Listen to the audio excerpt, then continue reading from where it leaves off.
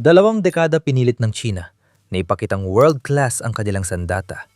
Pero 3 digmaan at 9 na buwan lang ang nagbura sa imaheng iyon. Pakistan, Venezuela, Thailand, Iran. Naglaan ng bilyon-bilyon ang mga bansang ito sa missile, radar at fighter jet ng China para sa kanilang seguridad. Mga bansang nagtiwala sa matatamis na pangako ng Beijing nang mga sandata nila ay kayang makipagsabayan sa mga mula sa kanluran sa kalahati ng presyo. Pero sa tuwing napapasabak sa gulo ang mga bansang ito, palaging pumapalya ang kanilang mga sandata. At ang Iran ang naging pinakabiktima sa lahat. Hindi lang isang beses, kundi 2 beses sa loob ng isang taon. Sa katunayan, mas malalala pa ang pangalawang beses. Noong Pebrero 28, 2026 alas 9 ng umaga, makikipagpulong si kataas-taasang pinuno Ali Khamenei sa mga pangunahing tagapayo sa militar at intelihensya sa Tehran.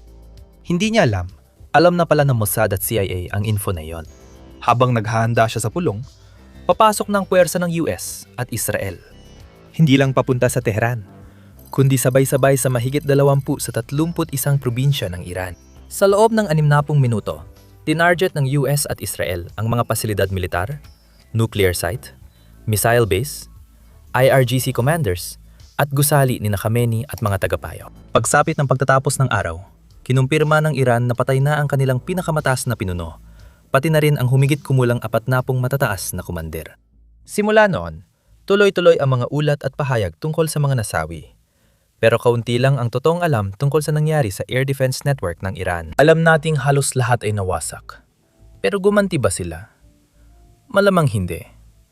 Kapansin-pansin, ganito rin ang nangyari nung una. Noong inilunsad ng Israel ang Operation Rising Lion noong Hunyo 13, 2025, mahigit 200 Israeli fighter jets, kabilang ang F-35 stealth aircraft, F-15 strike fighters, at mga F-16 ang tumawid sa impapawid ng Iran sa 5 sunod-sunod na bugso. Sa mga sumunod na araw, inilunsad ng Estados Unidos ang sarili nitong mga pag-atake sa ilalim ng Operation Midnight Hammer. 7 B-2 stealth Spirit bombers mula Whitman Air Force Base sa Missouri ang nagbagsak ng 14 na massive ordnance penetrator bunker buster bombs sa underground nuclear facility ng Iran bago bumalik sa base. Sa pagtatapos ng 12 araw na yon, halos wala nang natitirang gumaganang air defense network ang Iran. Iisipin mong magdudulot yon ng seryosong pag-uusap tungkol sa mga supplier, di ba? Well, nangyari nga. Imbes na tumulong, tinalikuran at pinahiya pa ng supplier ang bumibili. Sinabing hindi marunong gumamit ng world-class na sistema ang Iranian operator. Pero hindi pa yon ang pinakamasama. Ilang araw matapos ang tigil putukan noong Hunyo, 2025 lumipad sa Beijing ang Defense Minister ng Iran at iba pa para bumili ng dagdag na sandatang Chino. Pag-isipan mo yan. Nakita ng Iran na winasak ang buong air defense network nila. Pinahiya sila ng Chino, pero una pa rin nilang naisip mamili sa Beijing. Sa totoo lang, hindi ko alam kung paano ipapaliwanag ang desisyong yon. Pero hetong mas napapalabo pa rito. Sa halos parehong panahon, namimili ang Iran ng bagong gamit mula sa China. Nahaharap ulit ang China sa kahihiyan sa Pakistan, kung saan 1 buwan bago nito ay sinira ng India ang maraming radar at missile system na bigay ng China sa Operation Sindur, isang 4 na araw na operasyong militar noong Mayo 2025. Hindi inamin ng Beijing ang problema sa kanilang sistema. Sa halip, sinisi nilang kakulangan sa profesionalismo ng mga operator ng Pakistan. Ayon sa Mizima, isang Myanmar-based news outlet, pinilit ng Beijing ang Islamabad na itago o sirain ang ebidensya ng mga pagkabigo ng HQ Shambi dahil takot silang maapektuhan ng footage ang export nila ng defense equipment. Sa Hulyo 2025, ayon sa ilang ulat ng depensa, natanggap na ng Iran ang Chinese HQ Shambi long-range surface-to-air missile system bilang bahagi ng kasunduang palitan ng langis at armas. Ayon sa ulat, inilagay ang mga sistema para protektahan ang mga pasilidad nuklear sa Natanz at Fordow, mga base ng IRGC, at mga lider sa paligid ng Tehran at Isfahan. At alam natin kung anong naging resulta nito.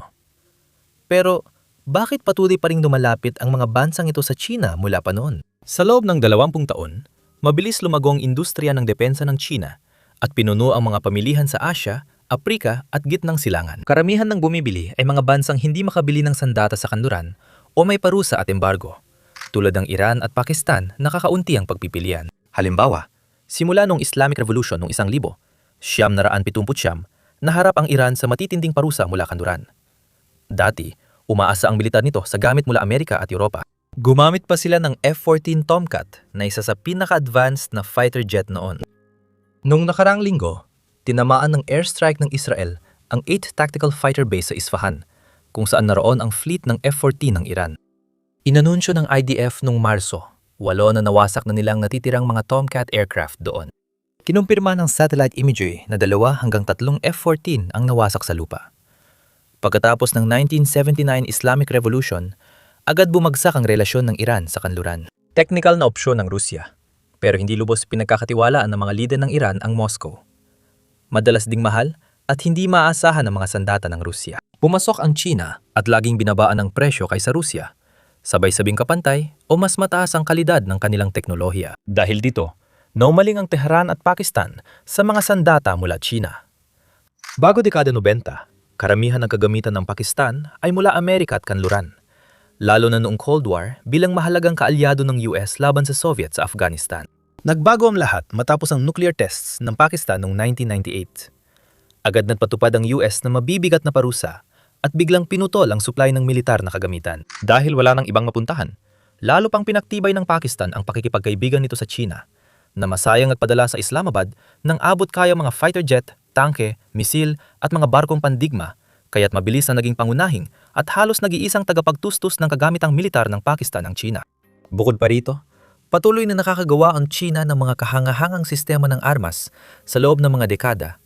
Madalas ipinapakita ang mga ito bilang makabago, at kung minsan ay matapang pang sinasabing mas higit pa ito kaysa sa teknolohiya ng kanluran. Noong dekada 90 at 2000s, malakas ang papupromote ng China ng kanilang advanced na misil at sariling fighter jet tulad ng JF-17 Thunder, na agad naging pangunahing eroplano ng Pakistan. Pagsapit ng 2010s, inilunsad ng China ang J-20 Stealth Fighter, na ipinagmamalaking katapat o mas magaling pa sa F-22 at F-35 ng Amerika. Hindi sila doon tumigil. Madalas may bagong inilalabas ang Beijing tuwing ilang taon. Anti-ship missile, precision-guided bomb, high-tech radar, lahat ay may kalidad gaya ng sa kanluran, pero mas mura, kaya laging nababalita. Nagbigay ito ng impresyon na ang teknolohiyang Chino ay kasing husay ng mga kagamitang militar ng kanluran, kaya naging patok ang armas ng China sa Iran at Pakistan, na nais ng modernong sandata, nulit walang pambili o access sa kanluraning opsyon. Matapos gumastos ng bilyong-bilyong dolyar, naniwala ang mga bansang ito na may makabagong arsenal na kaya ipagtanggol ang sarili o hamunin ng mga kalaban tulad ng Israel at India. Ngunit, tulad ng nakita natin, koleksyon lang na mamahaling kalat mula Timu ang nakuha nila. Sa Iran naman, may tinatawag na strategic partnership ang China doon. Bumibili ang Beijing ng siyam na 10% ng crude oil exports ng Iran, mga 1.4 na milyong bariles kada araw na nagbibigay sa Tehran ng ekonomikong lifeline sa kabila ng US sanctions. Isinama rin ng China ang Iran sa BRICS. Isinama ang Iran sa Shanghai Cooperation Organization at tinulungan ito ng mga kumpanyang Chino na buuin ang domestic surveillance infrastructure nito. Matagal ng diplomatiko at ekonomikong sandigan ng Iran ang Beijing, at ito lang ang malaking kapangyarihan na laging humaharang sa UN ng mga resolusyon ng kanluran laban sa Tehran. Pagkatapos, pinatay ng US at Israel si Ayatollah. Kahit lumipas na ang mahigit 2 linggo, wala pa ring bakas ng China. Tumawag sa telepono si Wang Yi, ang ministrong panlabas ng China, sa kanyang katapat sa Russia at naglabas ng pahayag na nagsasabing hindi katanggap-tanggap ang pagpatay sa pinakamataas na lider ng Iran. Pero hanggang doon lang. Iyon na ang kabuuan ng tugon ng China. Ihambing mo yan sa US para sa Ukraine. Sandata, pera, at suporta. Hindi nga nagpadala ng matinding liham ang China sa tinatawag nitong estratehikong kaalyado. At ito ay isa ng malaking problema para sa kung paano ipinapakita ng Beijing ang sarili nito sa mundo. Isang dekada ginugol ng China sa pagtatayo ng mga alternatibong diplomatiko at pangsiguridad na estruktura gaya ng BRICS, Shanghai Cooperation Organization at Global Security Initiative upang ipakitang maasahan itong kaalyado ng mga bansang hindi panig sa Estados Unidos. Iran sana ang magiging pangunahing halimbawa ng pangakong iyon. Pero nang dumating ang pagsubok, moral na suporto lang ang naibigay ng Beijing. Hindi lang sa isang bansa na bigo ang mga sandata ng China. Saan man bumibigo ang mga ito, halos sabay-sabay. Hindi na maipapasa sa mga gumagamit o particular na kondisyon ang paulit-ulit na pagkabigo. Ang ebidensya na mismo ang nagpapatunay. Sa 3 oras na operasyon sa gabi, lumipad ang US Special Forces papuntang Caracas. Dinakip si Pangulong Nicolas Maduro ng Venezuela mula sa kanyang compound, at dinala siya sa barkong pandigma ng US bago ilipat sa New York City para sa kasong narko-terorismo. Mahigit 150 eroplano ang inilunsad mula sa humigit kumulang 20 iba't ibang base at barkong pandigma sa kandurang hemispero. Tinawag ito ni General Dan Kane na isa sa operasyong may pinakamaayos na koordinasyon sa kasaysayan ng militar ng Amerika. Tulad ng Iran, malaki rin ang ginastos ng Venezuela sa mga kagamitang pangdepensa sa himpapawid mula China para maiwasan ito.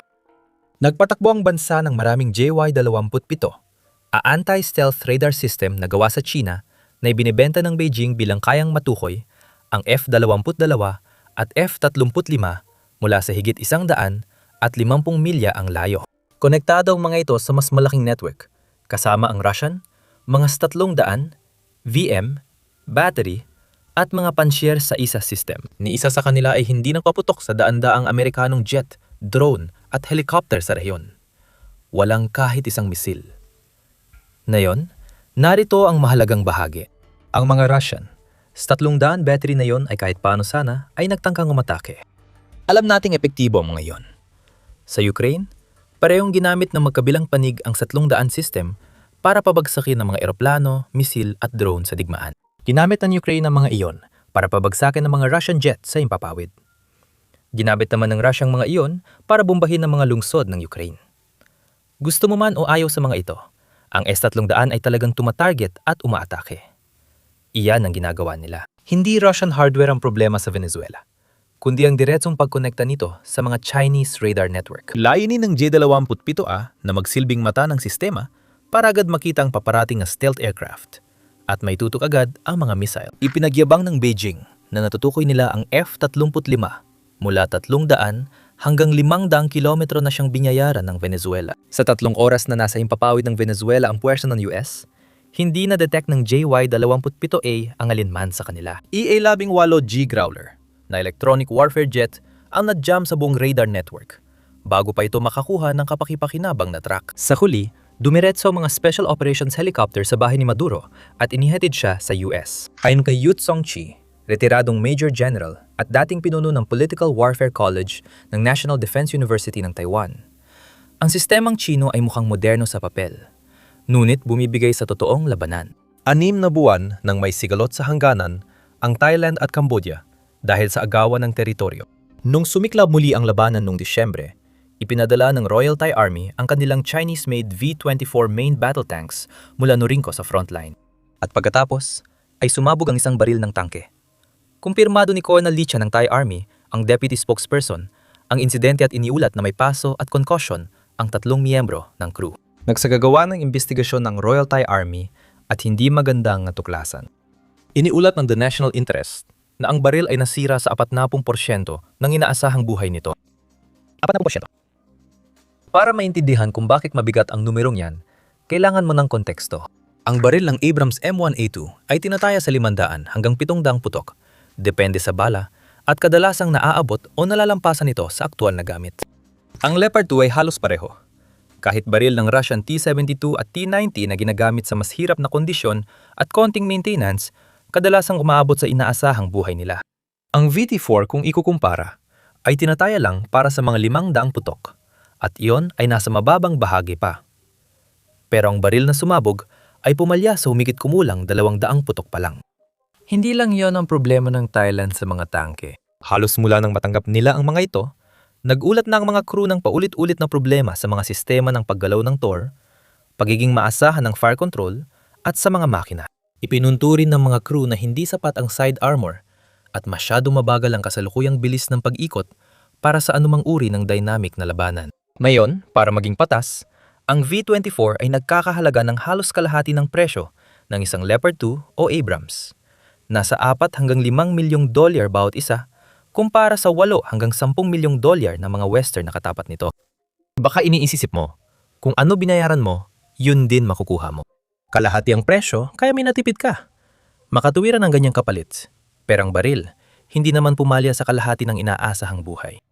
Pumalya ito sa 40% ng 500 rounds, kaya mas mababa pa sa kalahati. Matagal nang nagrereklamo ang mga Thai crew sa mga problemang ito, pero hindi pinansin ng kanilang ulat hanggang sumabog ang baril sa totoong labanan. Wala pa ring pahayag ang mga opisyal ng China tungkol sa mga aberya sa kanyon ng VT-4. Base sa nakita, malabang sisihin ng mga Chino ang crew sa maling paglalagay ng bala. Ang Myanmar ang unang export customer ng JF-17 Thunderbird, isang ika-4 na henerasyong fighter jet na magkatuwang na binuo ng Pakistan Aeronautical Complex at Chengdu Aircraft Corporation ng China. Nilagda ng Myanmar ang kasunduan noong 2016 at nakuha ang unang eroplano noong 2018. Sa 4 na taon, nag-ground lahat ng naideliver na fleet. Nakakahiya ang listahan ng kapalpakan. May bitak sa dulo ng pakpak at hardpoints, paulit-ulit na sira sa radar na KLJ-P2 ng China, problema sa makina, at aberya sa weapons computer na nagpapalit ng launch zones ng Beyond Visual Range missiles sa training. Parang bitag ng kamatayan ng mga eroplano, lalo na sa labanan. Nagpadala ang militar ng Myanmar ng matinding mensahe sa Islamabad na humihingi ng pananagutan. Nagpadala ang Pakistan ng technical team noong Setyembre 2022 at 2023, pero wala silang naayos. Dahil sa matinding galit ng hunta, personal na iniharap ni General Min Aung Hlaing ang issue kina punong ministro Shahbaz Sharif ng Pakistan at Army Chief General Asim Munir. Pag-isipan mo yon, ang leader ng isang militar na diktadura na hindi kilala sa diplomasya ay nagreklamo pa sa dalawang mataas na opisyal ng Pakistan tungkol sa sirang fighter jet. At dahil hindi pa rin umubra, kinailangan makialam ang Tsina. Lumipad ang sugo ng Tsina sa Napiero, hindi para sa Air Force ng Myanmar, kundi dahil ang JF-17 ay proyektong katuwang silang bumuo at nasisira ng reputasyon nito sa export market. Kinailangan ng Beijing na pigilan ang sitwasyon bago pa ito kumalat ng husto. Sa huli, sumuko ang Air Force ng Myanmar sa mga J-17 at bumalik sa mga MiG-29, mga Yak-130 at mga K-8 para sa kanilang digmaang sibil. Simula noon, tinanggihan ng hunta ang bagong negosasyon para sa mga kapalit na eroplano mula Pakistan. Sa totoo lang, matapos makita ang nangyari sa Air Force ng Pakistan laban sa India, masisisi mo ba sila? Mas malala pa, naranasan din ito ng Nigeria. Sa huling bahagi ng 2025, hindi na pinapalipad ang lahat ng JF-17 nila. Noong Nobyembre 2023, napagod na ang Lagos at pumirma ng kontrata sa Leonardo ng Italia para sa 24 na M346 FA na magaan na combat aircraft bilang kapalit. Sa kasaysayan ng JF-17, 3 bansa lang ang naeksporta ng Pakistan at 2 dito ay tumiwalag na. Yung pangatlo, ilang buwan pa lang nila nakuha ang mga iyon at alam mo na kung saan patungo. Kaya pareho lang ang kwento. Itanggi lahat, sisihin ang iba. Sabi pa, malirang paggamit ng Thailand sa mga tangke nila. Sabi nila, di inalagaan ng Myanmar at Nigeria ang jet nila. Sa Venezuela, bateryang Ruso raw ang problema. Kakulangan sa training ng operator ang issue sa Pakistan. Hindi raw armas ang may sira. Hindi raw kasalanan ng gumawa. Lagi raw kasalanan ng customer. Ngayon, problema ng China na ginagamit nila ang parehong sistema para protektahan ang sarili. Ang parehong HQ-10B na pumalpak sa Pakistan at JY-27A radar na nabulag sa Venezuela ay nakadeploy sa paligid ng Beijing, Tibet at bawat isla na ginawang militar ng China sa South China Sea nitong nakaraang dekada. Ang JY-27A radar ay nakadeploy rin malapit sa Pengong Tso Lake sa silangang Ladakh, tapat mismo ng mga posisyon ng militar ng India sa hangganan ng Himalaya. Alam na ng India kung paano gumana ang radar na yan sa ilalim ng pressure. Sinira nilang parehong modelo sa Chunyan Air Base ng Pakistan noong Operation Sindoor. Alam nilang mga jamming frequency, oras ng pagtugon at mga bulag na bahagi. Isipin mo ang ibig sabihin nito, laban sa mga sandata ng India tulad ng BrahMos missile, isang supersonic cruise missile na dumilipad ng kasing baba ng 5 metro mula sa lupa sa dulo ng paglipad. At bukod pa rito, hindi pa ito dumadaan sa tuwid na linya habang lumilipad. Sa lupa, ginagamit nito ang aktual na hugis ng lupain laban sa iyo. Dumidikit sa mga lambak, dalisdis, at mga tuktok ng bundok. Ginagamit ang mga likas na hadlang para manatiling nakatago sa mga radar na nakapwesto sa mas malalayong lugar. Ginagawa nito ito sa bilis na halos Mach 3 o halos 1 kilometro bawat segundo.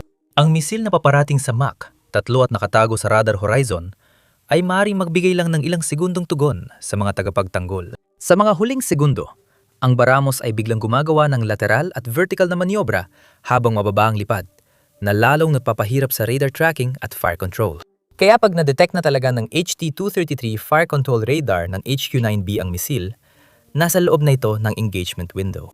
At bago pa maisama ang mga Indian Electronic Warfare Platform na aktibong nagja-jam sa mga radar bago pa makapag-lock ang mga battery. Sa ilang pagkakataon, tinamaan ng Pakistani missile site bago pa sila makapagpalipad ng interceptor.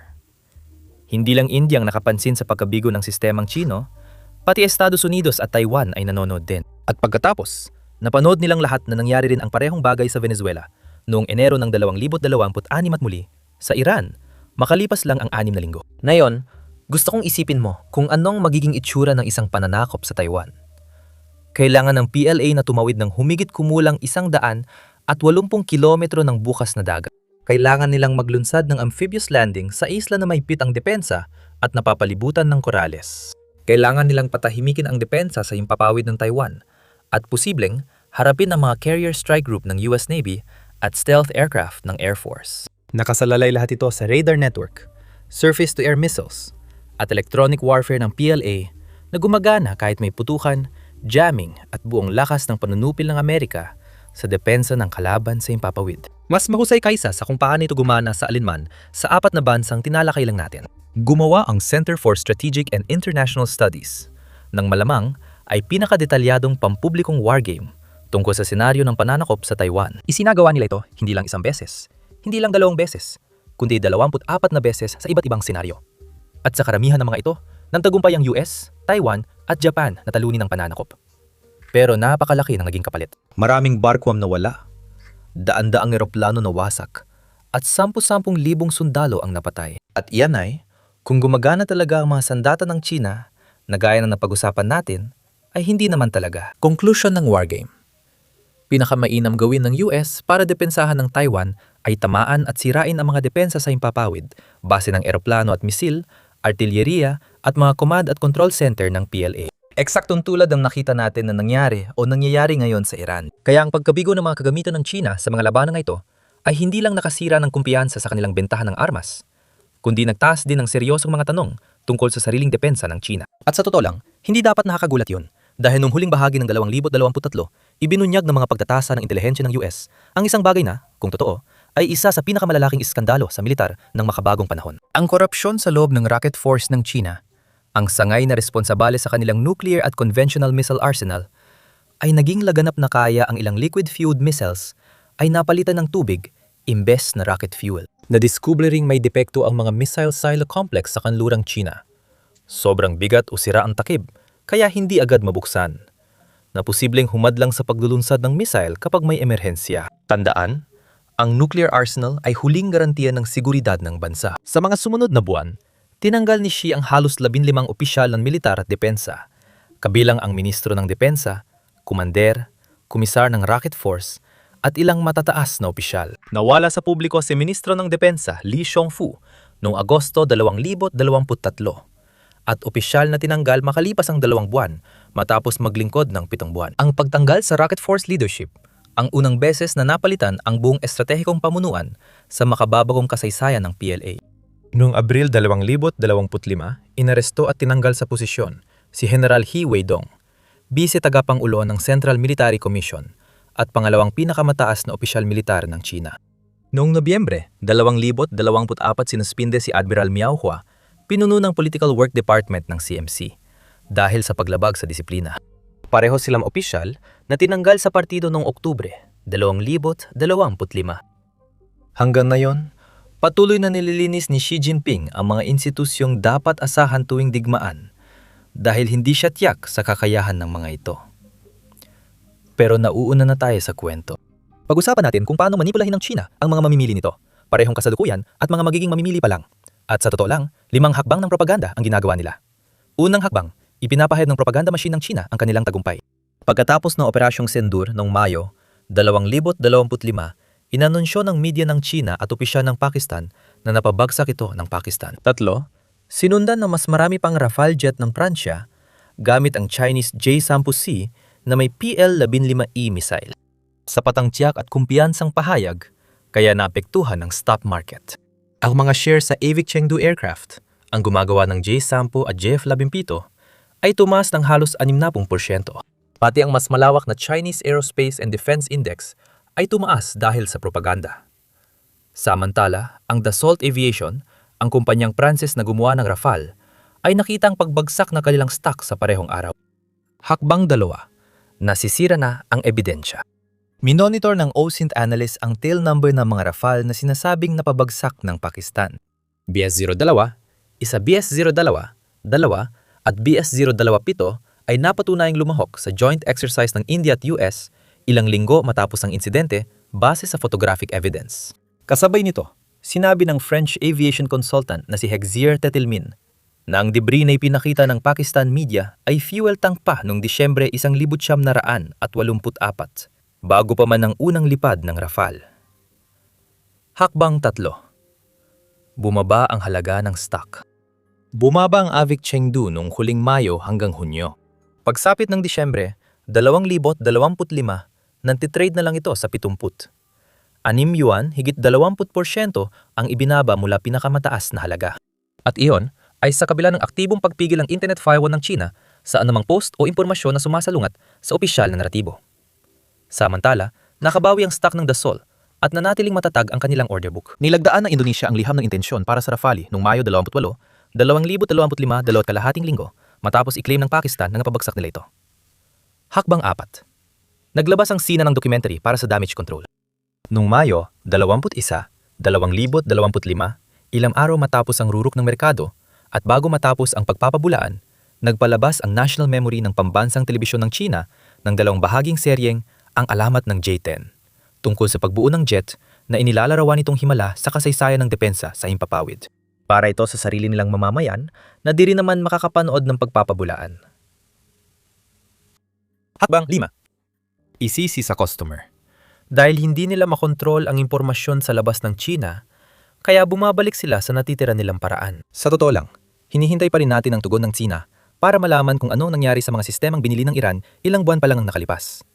Pero ang pandaigdigang merkado ng armas ay hindi na maghihintay pa. Ayon sa pinakabagong ranggo ng Cypriot na inilathala noong Marso ng 2026 ang China ngayon, ang ikalimang pinakamalaking tagaluwas ng armas sa mundo na may 5.6% ng pandaigdigang paglilipat ng armas na naungusan ng Alemanya na pumalit sa ika-4 na pwesto matapos lampasan ng Beijing sa 5.7%. Hindi lang yon, natuklasan din sa ulat ng Cypriot tungkol sa nangungunang 100 kumpanya ng armas na bumaba ng 10% ang pinagsamang kita ng 8 kumpanyang Chino na sinusubaybayan nito. Ang Naringco, tagagawa ng tangke at armas ng V-24 barrel ay sumabog sa Thailand, ay bumaba ng 31% ang kita. Ayon sa ulat, pinag-aaralan ng Pakistan ang Cyber Air Defense System ng Tariki bilang kapalit ng pumalyang HQ-9B. Magbebenta pa rin ng armas ang China. Dahil sa pagkakaputo ng ugnayan sa kanluraning supplier, kakaunti na lang ang abot kayang pagpipilian ng maraming bansa, kaya China pa rin ang nag-iisang opsyon. At tingnan mo, maaaring may magsabi na may mga sandata pa rin ng China sa kanilang arsenal na hindi nila ine-export, mga sistemang para lang sa sarili nila, yung mga tinatawag nilang tunay na makabago. At may punto naman yon. Pero ang China ay walang alam kung epektibo ang mga sandatang ito sa totoong kalaban, dahil isang digmaan lang ang nilabanan nila sa 47 taon, ang 1979 laban sa Vietnam, na ayon sa karamihan, hindi naging maganda ang kinalabasan. Mula noon, puro ehersisyo, parada, at dokumentaryo sa State TV. Sa kabilang banda, ang mga sistemang kanluranin ay laging sinusubok sa totoong labanan. Sa Gulpo, Syria, Ukraine, Venezuela, at ngayon, muli sa Iran. Ang F-35 ay nakapagpatunay na ng mga air-to-air kills at napatunayan na ang kakayahan nitong makalusot gamit ang stealth. Ang BrahMos ay nakasira na ng totoong mga target sa totoong digmaan. Sa nakaraang 12 buwan, ang 18G Growler ay nakapigil ng totoong radar network sa 3 bansa. Unang nasubok ng seryoso ang mga sistema ng China ng 2025-2026. Napakasama ng naging resulta. Pinatansik ni Xi ang mga general at inayos muli ang PLA. 20 taon na siyang nagpopundo para sa modernisasyon. Naitayo niya ang pinakamalaking hukbong dagat sa buong mundo, batay sa kabuuang bilang, ang pinakamalawak na arsenal ng ballistic missile sa labas ng Estados Unidos, at isang network ng surveillance at mga assets sa kalawakan na kayang tapatan ang anumang mayroon ang kanluran. Mukhang kapanipaniwala lahat ito, hanggang ginamit ng mga bansa ang kanilang mga sandata sa totoong digmaan.